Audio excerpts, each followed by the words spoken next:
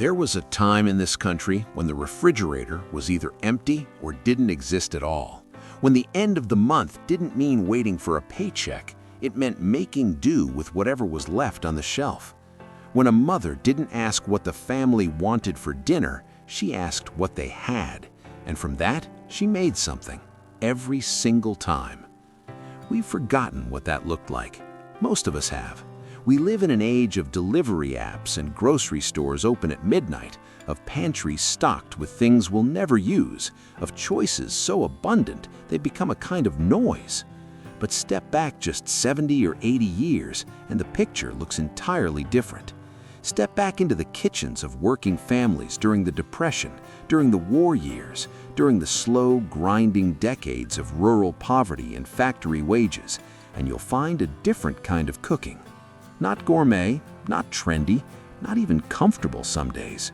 Purposeful, calculated, built to last. Today, we're counting down the 10 meals every household knew when there was no backup plan. These weren't recipes from cookbooks, they were systems handed down from mother to daughter, from grandmother to granddaughter, refined through necessity and repeated through survival. And somewhere along the way, we lost them. Not because they failed, but because we stopped needing them, or thought we did. Number 10, milk toast. It sounds almost too simple to call a meal. Stale bread, warmed milk, a little butter if you had it, a pinch of salt. That was milk toast. And for millions of American families in the early 20th century, it was breakfast, supper, and sometimes both. Milk toast existed because it asked almost nothing. Bread that had gone hard and dry, bread that would have been thrown away in a more comfortable household, became the base. The hot milk softened it. The warmth of the bowl was, for a child on a cold morning, a kind of comfort that didn't require explanation. You didn't need teeth to eat it. You didn't need much of a stove. You needed a pot, a flame, and the will to feed someone. Families with sick children relied on it. Elderly grandparents who'd lost their appetite came back to it. It was gentle, digestible, and it filled a stomach when nothing else was on hand. Doctors in the early 1900s actually recommended it, not as a poverty food, but as a restorative. That distinction mattered to the families who served it. Number 9, bean soup with ham hock.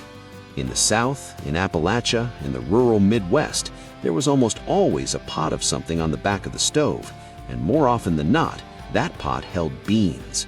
Dried beans, navy beans, pinto beans, great northerns, soaked overnight and simmered for hours with a ham hock or a piece of salt pork that had more bone than meat. This was a meal built around patience and economy. Dried beans were cheap, shelf-stable, and filling in a way that vegetables alone couldn't match. The hot ham hock gave the broth a depth of flavor that made the whole pot taste like something far more than its parts. And the pot itself was enormous because the goal wasn't one meal, it was 3, maybe 4. Monday's beans became Tuesday's thick soup. What was left by Wednesday got mashed and fried into patties. Nothing was wasted. The liquid, the pot liquor, was sopped up with cornbread and treated as a delicacy in its own right. Families who kept a garden knew that dried beans were one of the few crops that could be stored through winter without canning. Almost always. There's no embarrassment in it now, only memory. Number 8, fried cornmeal mush. Cornmeal mush is just polenta by another name, but nobody called it polenta in an Ohio farmhouse in 1935. They called it supper. You cooked cornmeal in water until it thickened, poured it into a loaf pan and let it cool overnight. By morning, it had set firm enough to slice. You cut it into thick rounds and fried them in a cast iron skillet until they were golden and crisp on the outside, soft in the middle. A drizzle of sorghum molasses on top, and you had a breakfast that could carry a farmhand through until noon. Cornmeal kept. It didn't spoil the way fresh food did. A sack of cornmeal in a dry pantry was weeks of meals. It could be porridge. It could be cornbread. It could be this, sliced and fried and served hot with whatever sweetness the household had on hand. The labor that went into this kind of cooking is something we rarely consider. Someone had to make the mush the night before, thinking ahead to the morning. Someone had to tend the fire, watch the skillet, time the slices right. It wasn't difficult, but it required presence. It required planning. It required a person who understood that tomorrow's breakfast started tonight. Number 7, potato soup. There is almost no cheaper meal in recorded American history than potato soup. Potatoes, water, onion, salt. If the household was doing well, maybe a spoonful of lard or a splash of milk. If it was a thin week, just potatoes and water, cooked down and seasoned with whatever the shelf allowed. Irish immigrant families brought potato soup to America with the weight of the famine behind it. For them, the potato was not just a crop, it was a lifeline that had already once been taken away. They planted it, stored it, and cooked it with a reverence that didn't require explanation. Their American-born children grew up eating potato soup not as a reminder of hardship, but as ordinary Tuesday night food. What made potato soup reliable was its flexibility. You could make it thin, like a broth, or thick, like a stew. You could add whatever scraps of meat or vegetable were on hand without ruining it. It absorbed everything around it and became something whole. It fed large families cheaply and without complaint. Children ate it, old men ate it, sick people ate it. It was the kitchen's great equalizer. Number 6, crackers and milk. This one surprises people. It sounds incomplete, like half a meal, an accident. But in the American South and the rural Midwest, crackers and milk was a recognized supper. Saltine crackers crumbled into a glass or a bowl of cold, whole milk. That was it. Eaten with a spoon at the kitchen table after a long day when nobody had the energy or the ingredients for anything more. It was cheap beyond measure. A box of crackers and a quart of milk cost almost nothing. It required no heat, no preparation, no skill. On summer nights when the kitchen was already sweltering, it was a mercy. On nights when the money had simply run out, it was dinner without shame. Older Americans who grew up in the 40s and 50s mention this one quietly, as if they're not sure it counts, as if calling it a meal overstates it. But it was a meal. It fueled people. It closed out days that had asked everything of them. And in many households, it was eaten with genuine appreciation because it meant there was still something in the house to eat. Number 5, Depression-era vegetable soup. Every family had a version of this. It wasn't a recipe so much as a philosophy. You kept a pot, you added to it. Whatever was about to turn in the icebox, a soft carrot, a celery stalk going limp, a tomato with a bruise, went into the pot. Onion skins added color to the broth. Bones from a previous meal added body. A handful of dried lentils or barley stretched it further.